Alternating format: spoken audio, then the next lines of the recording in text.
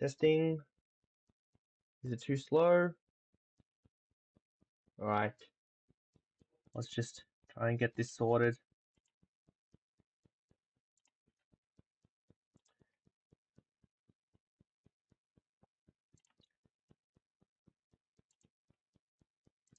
Alright.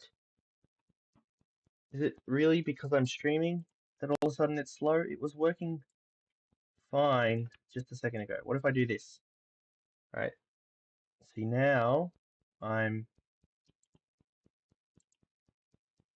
okay, that's working fine. That's working fine. That is not working fine. That is gonna cause a problem.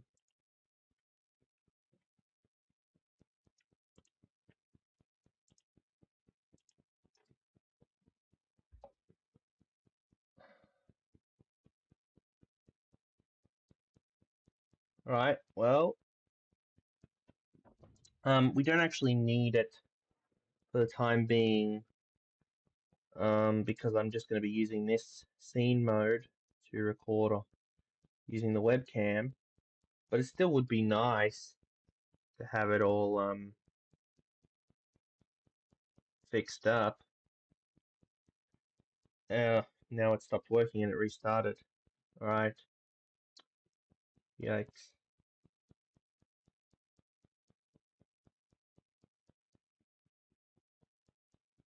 Our dropped frames aren't too big.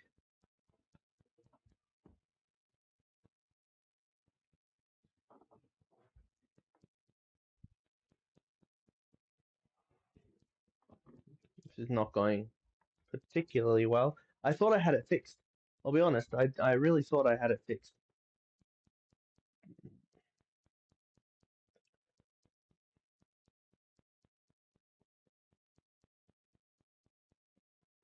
Alright, it's cancelled itself again. I'm gonna try opening this door. Maybe that will make a better Wi-Fi connection. It's still quite laggy. Still very laggy. Yeah, I don't know. It seemed to work fine when I wasn't actually streaming. As soon as I turned on the streaming, it was like, didn't want to work. I'm gonna turn it off and on again. Just give me a second. Camera. We'll get rid of that. Maybe that'll make a difference. Alright. No, still laggy.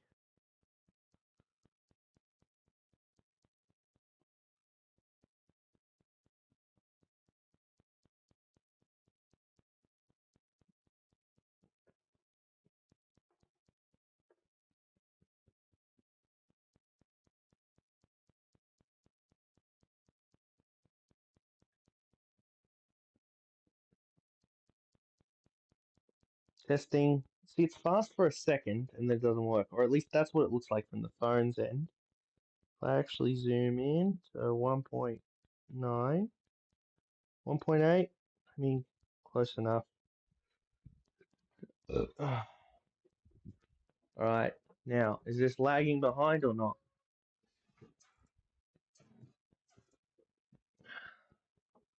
Yeah, it is. Yeah, I don't know what to do about that. It's not even showing me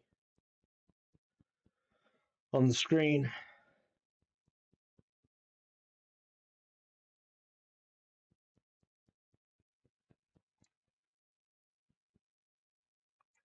Well, yeah.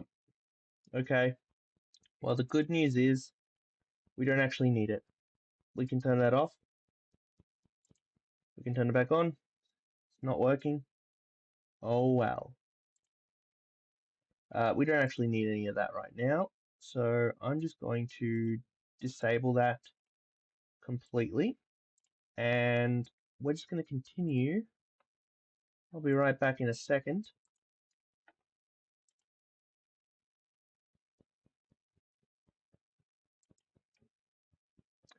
What we're going to do is close. I'm going to be right back. I just need to close the door and we'll get right on it.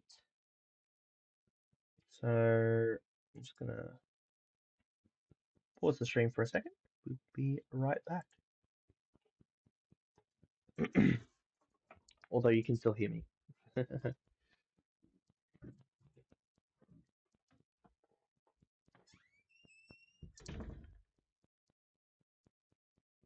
So yeah, thanks to technical difficulties, it doesn't seem like we'll be using this camera anytime soon. Maybe it needs to cool down a bit. I don't really know how it works or what the issue there is, but there you have it. Maybe someone will be smart enough to figure that out. All right. Anyway, so where we left off, we were, well, I was using this stream projects. So let's reload up the project and continue from where we left off.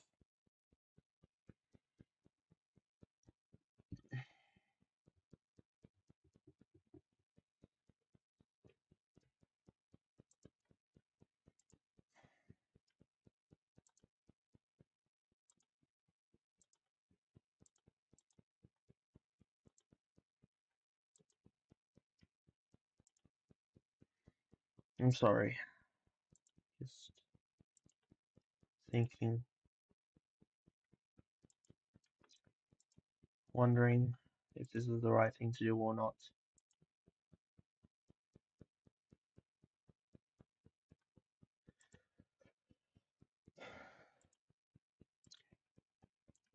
Just relax. Right. So we press play, this goes off the screen. The next thing we're probably going to want to do is, of course, to make it bounce. So what we're going to do is we're going to add some checks to see if it needs to bounce, and if so, we're going to do that. So the simplest ones we can do is simply we check if the x value is less than 0 or the x value is greater than the width of the screen, and if so, x times equals -1. And we can do the same thing for if the y is less than 0 or the y is greater than the height, then we're going to y multiply that by -1. So if we press play now, the ball should bounce around, but we've got a couple of issues. One, it's getting stuck. Two, it is one is that it's getting stuck. Two is that it's actually bouncing a little too late. So we actually want to check not if x is less than 0, we actually want to check if x is less than the radius. So at this point, instead of typing in 25, what we're actually going to do is we're going to create a radius variable. It'll be an integer radius, or maybe we'll make it a double just to be consistent, equals 25.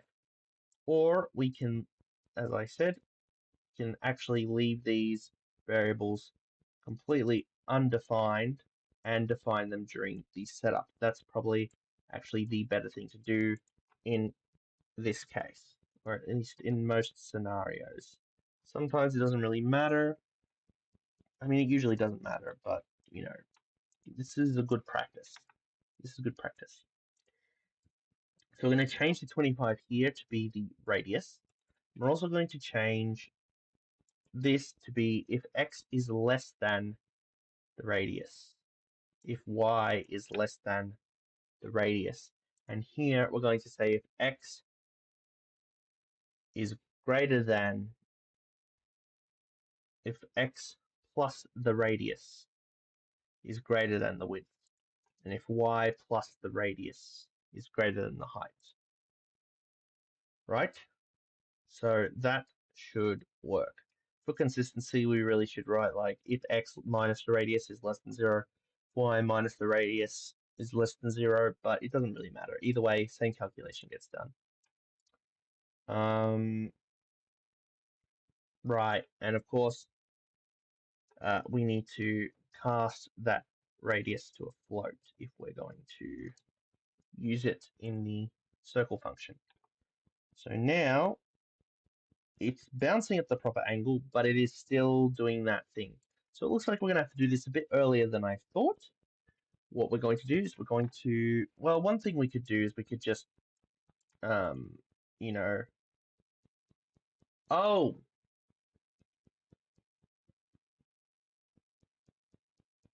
I'm dumb. I'm doing this completely wrong. I'm doing this completely wrong. All right, forgive me, I had a brain fart there. Completely the wrong way of achieving what I'm trying to do here. Definitely, 100% the wrong way.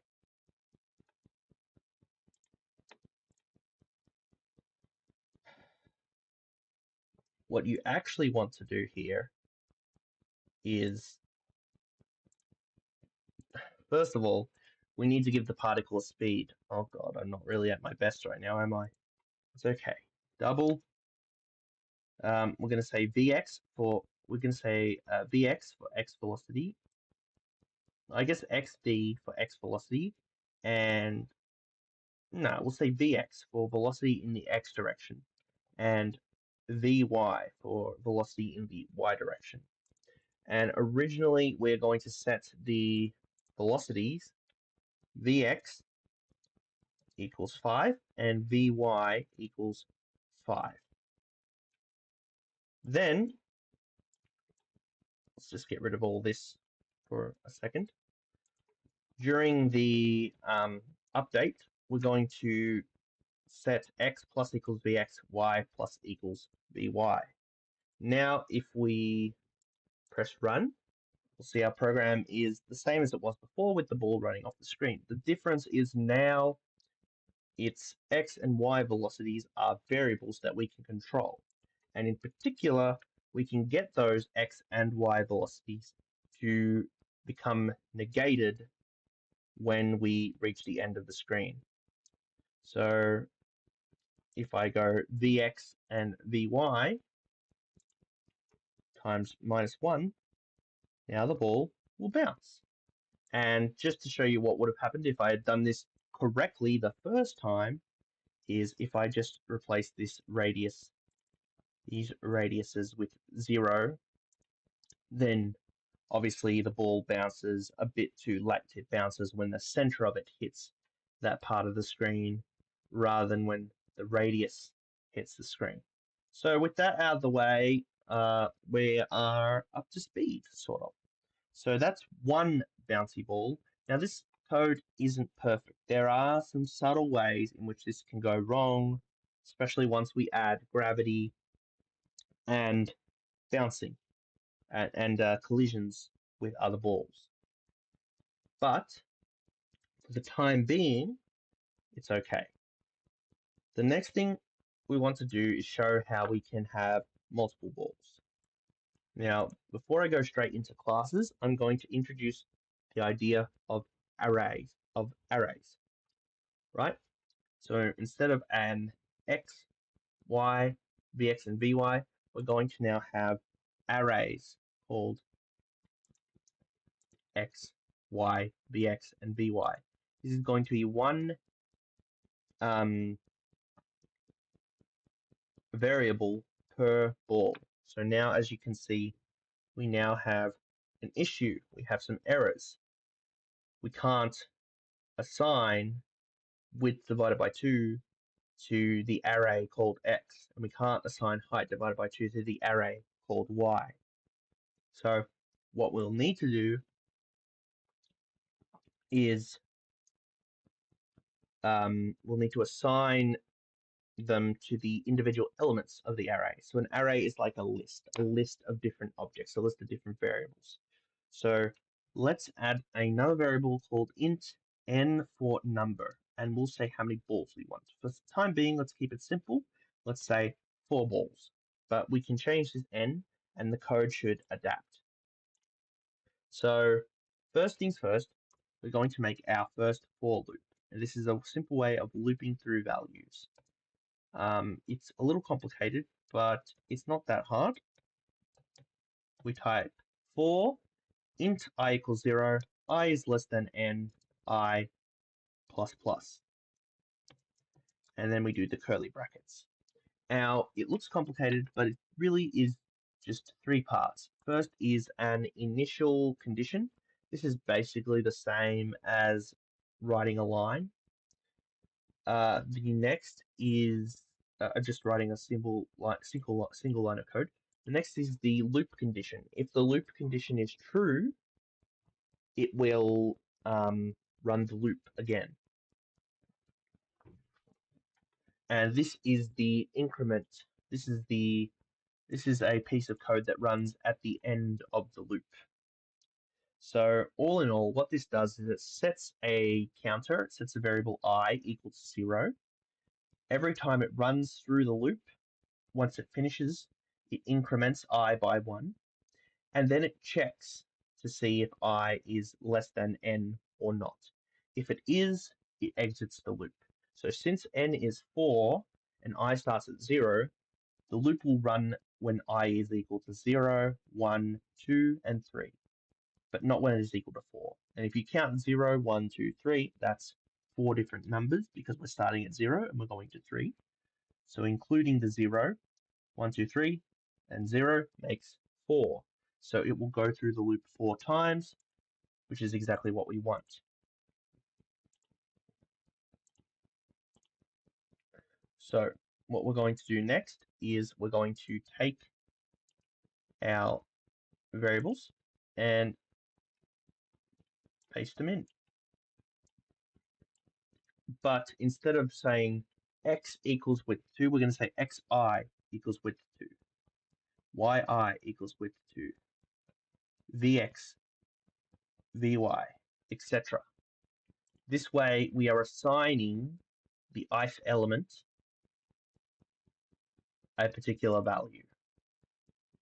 Now, there are a couple things wrong that I've done here that I need to fix up before we go any further. First is I actually need to declare the size of these arrays. So what we will actually do is we'll say x equals new double n. Y equals new double n. Vx equals new double n. Vy equals new double n. What this means is we're going to create 4 arrays, one for x, one for y, one for vx, one for vy. They're all going to be arrays of doubles, and they're all going to have a size of n. They're all going to be arrays of size n. In this case, n is 4. The next thing we're going to do is loop through each of the arrays, or each index from 0 to 4, and set the correct values. Now, at the moment, all of these are identical.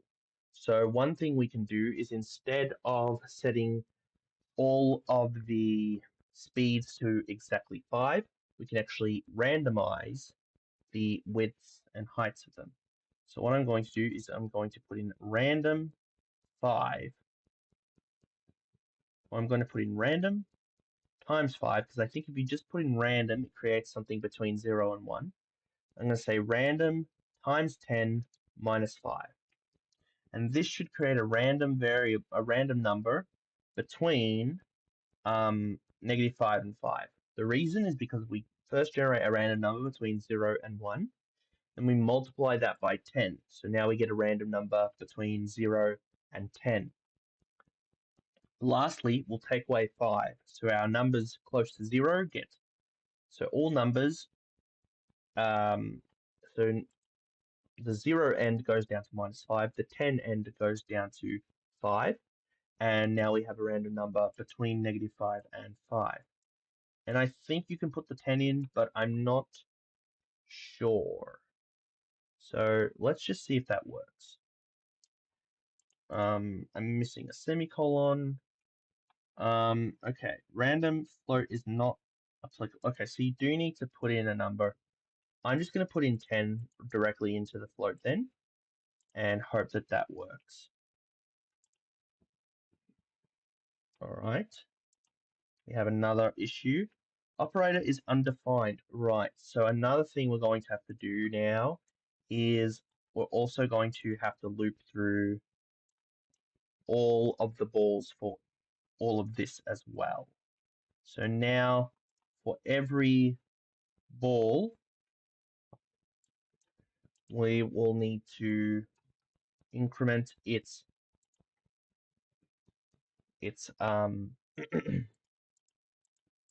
position based on its velocity.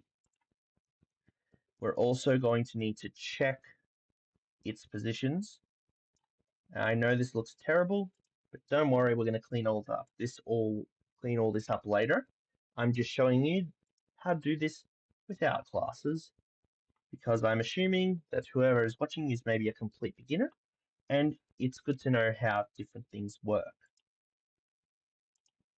Lastly, we're going to add the n on all of these. So notice that there's no n on the radius. That's because radius is just a single variable. It is not an array, so it is actually the same for every single ball. Now, later on, we will maybe give each ball the ability to have different sizes, but for the time being, we're going to keep this simple.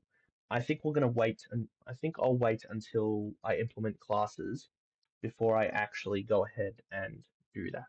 So now we can press run, and we have another error with an array index out of bounds exception.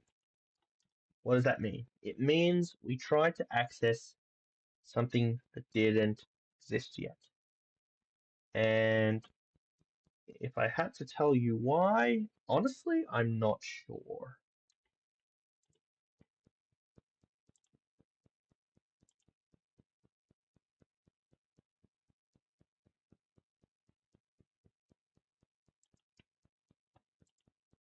So, looking at this,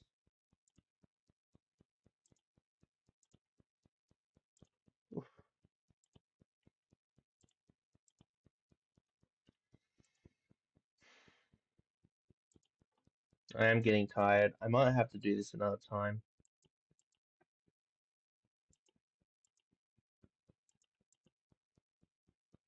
We'll see. We'll do it. We'll get through this. We'll get through this. 4, 3.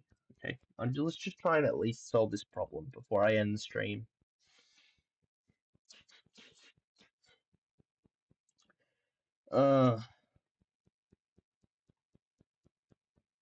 Array index out of bounds exception.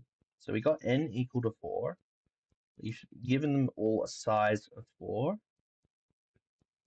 We don't seem to have an issue until we get to here. And I'm not entirely sure why exactly. Array index out of bounds exception 4. It should be exiting the loop before it even gets to 4, because this should stop it from getting there. So what we're going to do is I'm going to add in a print line for debugging purposes. I'm going to print out the current value of I, and this will show up in our thing. So we can see it went to 0, and immediately there was a problem. I understand the issue. It's because I put in n instead of I. So you got to be careful with your variables, right? Instead of putting in the looping variable, the actual index variable of the loop I, which goes from 0 to 3, I was putting in the actual value of n. I was actually telling it, look for the fourth element and increase it by the fourth element's velocity for both the x and y directions. And obviously that is not correct. So we're going to find n, and we're going to replace with I.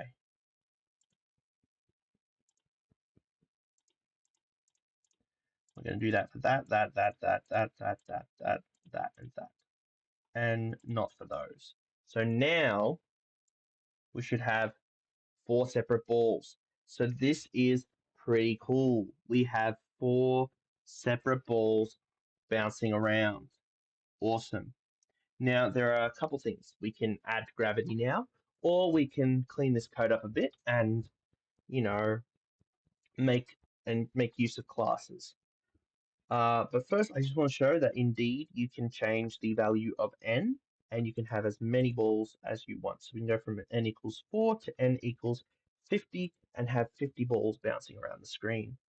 Awesome. See how they all explode from the center? That's because we still have them all. That's because we still have them all set at the initial position of width over 2 and height over 2. Another thing we can do is we can increase the frame rate. Note that it's kind of slow at the moment. So if we type in frame rate 25, we can try and enforce a bit of a higher frame rate.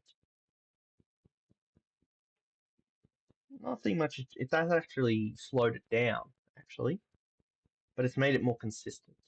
So that's one thing you can do. You can also, say, put in frame rate 200 and see what happens. So now it's going a bit faster, but actually not that much faster. So this simulation is actually operating pretty much at its limit. And I imagine part of that is because of the fact that we're using 4 different arrays and looping through it, not very efficient. Potentially that could be the part of the reason. Or it could honestly just be because we're using doubles. I'm not really sure. So I'm not sure if actually changing to um, you know, using classes would actually make it any faster or not. But I will see what happens if we switch to floats. That is a bit faster. At the moment, you probably don't see too many inaccuracies, but it'll become important later once we get to what's it called?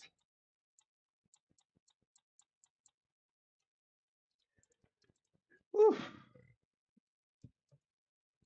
It'll come important later once we get to actually doing the collisions.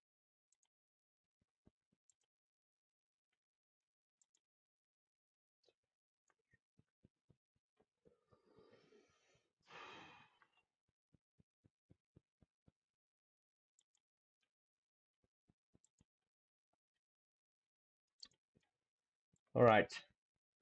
So far so good, but this code's a little bit inefficient. We want to put them into classes. So we're going to do class ball. Actually, I don't think you need a left bracket, right bracket. I think you can just do the class.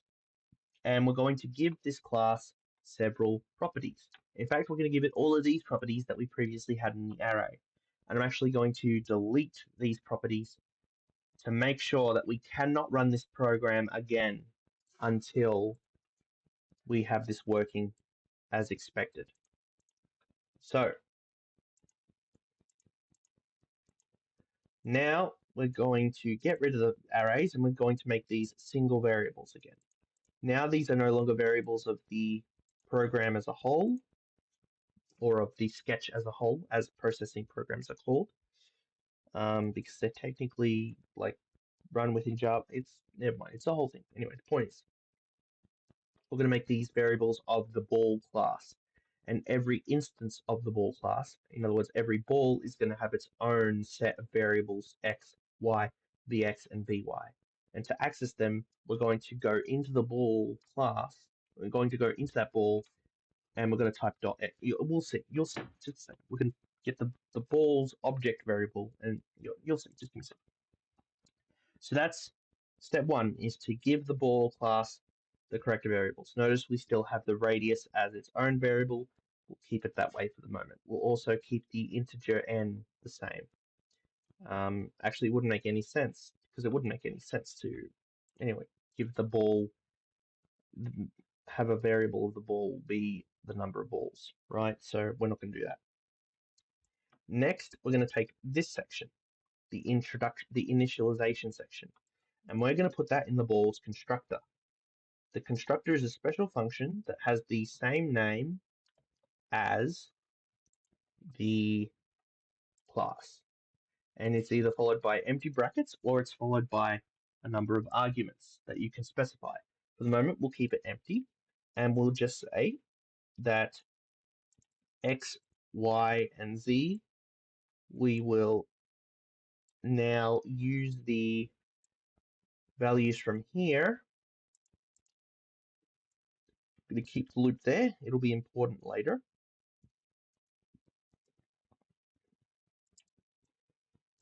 And we're going to put the things from that loop into here. So as you can see, it's kind of a bit roundabout to go from single object to array and then from array to class. It's actually much easier to go from single object to class. And it probably would have been, and it would have been a lot easier for me to just to just directly put the variables we already had before I made this into an array into the class, and then have an array of balls to capture to get each object. But I did it for educational purposes. So maybe that is not the right thing to do. Maybe it's actually more confusing this way. I don't know. But it is what it is. Sorry about that if it is confusing. So now we have our ball class. Each ball has its own set of variables and its own constructor. So when a ball is created, it will be created in the middle of the screen with a random vx and vy velocity.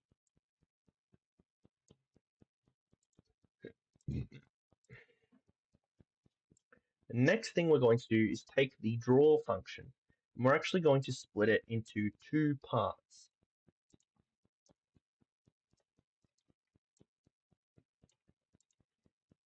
One for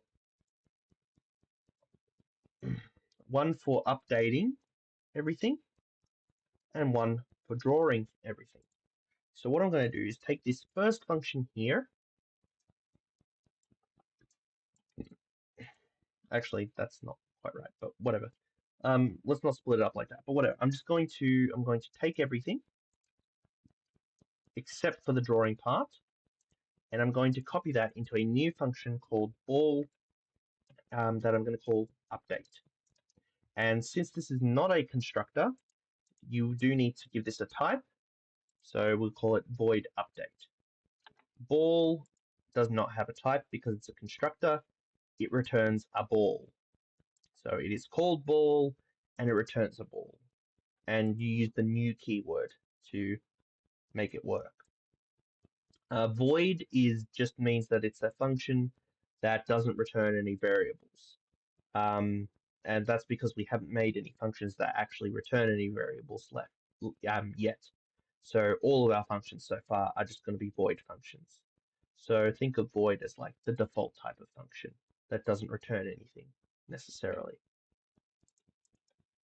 So within the update, we're going to have an update section for each ball, and we're going to get rid of these array indices again.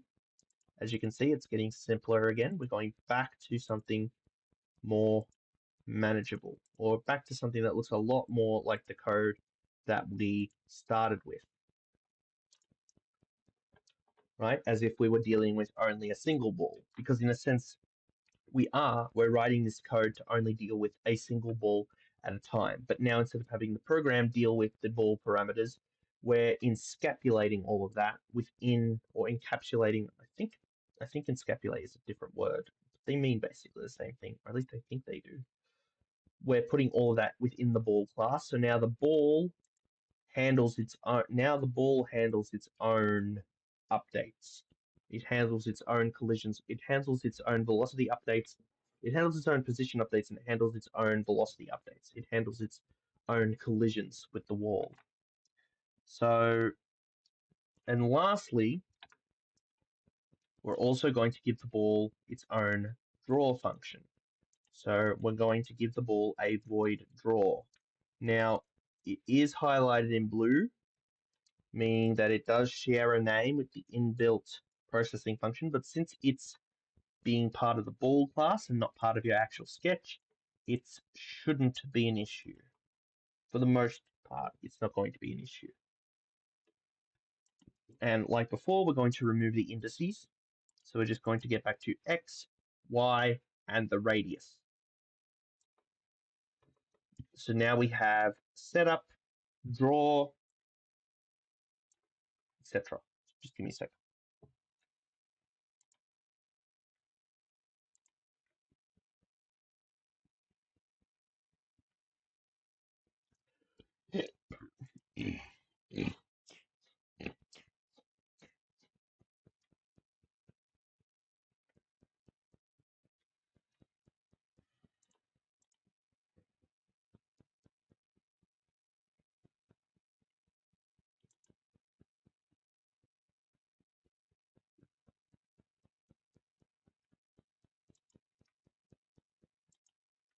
Okay, moving on. So now we have a working ball class. What we actually have to do now is use it. So the ball class won't do anything on its own unless we instantiate it, or unless we give it some instances to work with.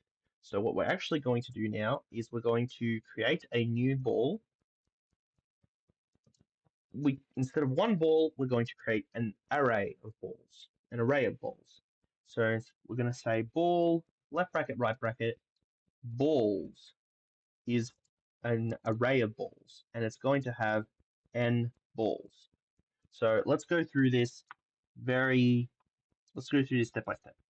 Ball, left bracket, right bracket means we're declaring an array of balls. Just like before, we had float, left bracket, right bracket. Then balls is the name of the variable. We're calling it balls.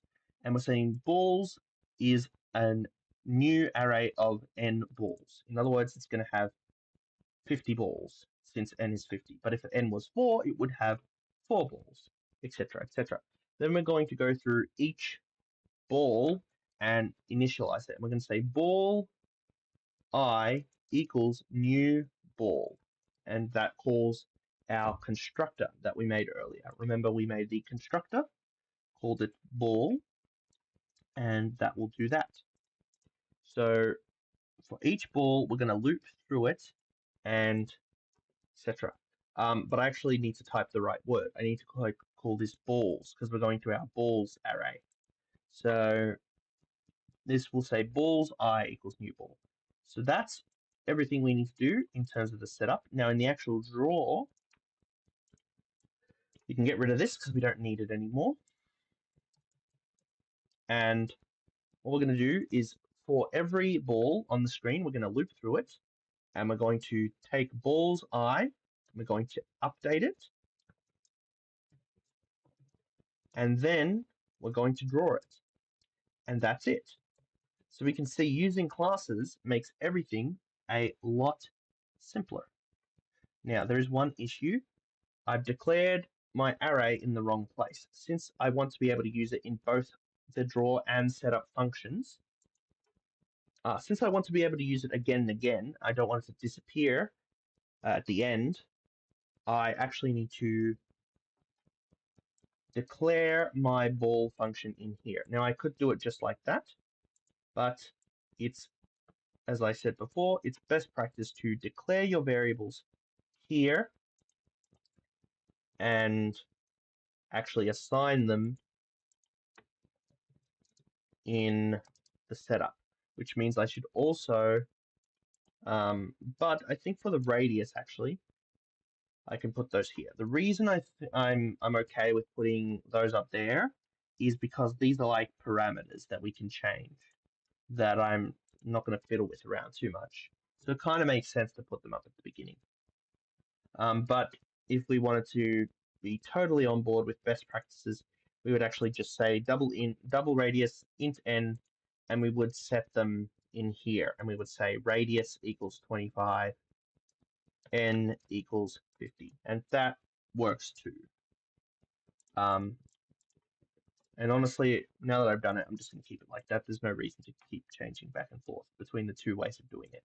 So if we press run now, see that we actually have a bit of an issue, an unforeseen issue.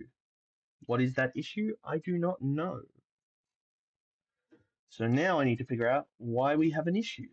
And that is because I wrote update twice instead of draw. So there we go. So let's go through this code step by step. Well, let's just double check to make sure it runs. And there we go. Runs just as before. So it took a bit of redoing things, but now we have a simulation that is coded a lot better. So let's go through it. First things first, we declare each of the variables. Then we go to the setup. Then in the setup, we set up the size of the processing sketch. We set the frame rate, which honestly doesn't really do much at the moment. I guess we're running at full capacity after all. So honestly, I think we can get rid of that line, and it will run just fine. Maybe a little bit faster if I have it on 200. Sure. And we also set the fill to 0. That's because later on when we draw the balls, we are going to color them all in black. If we want to, for example, change which color we give to different things, then it's better to just set the fill right before you draw out the ball, regardless, inside of the draw function, or specifically, now that we have a class, inside of the ball's draw function. But since we are only drawing things of a single color right now, we are okay to put fill in the setup, because once we set it, it stays like that.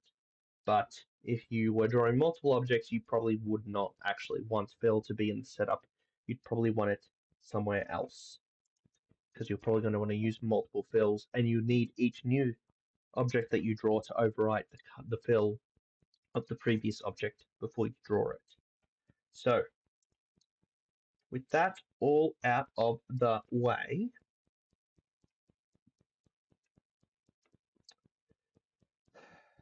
I think pretty much does it. Well, then we declare these variables. We declare the balls array. We loop through the balls array, and for each empty unfilled position in the balls array, we create a ball object or an instance of a ball, and we give it to them. So now we have an array filled with 50 balls. The next thing is we go to the draw function. Every time we draw a frame, we do basically three things. One, we set the background to white, so we clear the screen. And two, for every ball, we're going to update it. And three, draw it. So I don't know if that's three things, but depends on how you count. But we're going to set the background, we're going to update all the balls, and we're going to draw all the balls. And actually, the way I've got it here is we're going to update each ball and then draw it. If we wanted to update all the balls first and then draw all the balls, only once each and every ball had already updated, we would actually need to split this into two loops. And depending on how you want to do things, that's probably the way to do it. So once we have more complicated update step and we actually have interactions between each ball, then that's probably how we're going to want to do it. Lastly, we have the ball class itself, which defines everything that makes up the ball. It defines all the properties of the ball and what the ball does. It defines what a ball is and what it does.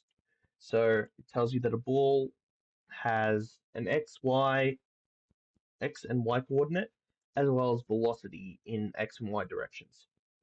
It tells you that to make a ball, you start it at the center and you give it a random velocity in each of the x and y directions between -5 and 5. And then tells you when you update the ball, you simply move it in the direction of its velocity, and you check to see if it is collided with a wall, and if it has, you invert the corresponding velocity, depending on whether you hit a vertical or horizontal wall. Lastly, it says that to draw a ball, you just draw a circle centered around the ball's position with a certain radius, which is given near the beginning of the program. And that's pretty much all there is to it.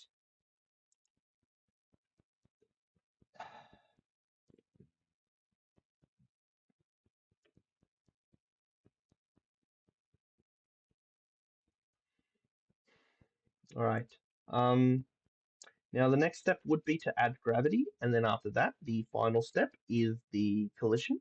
But I think that is enough for the time being. So I am going to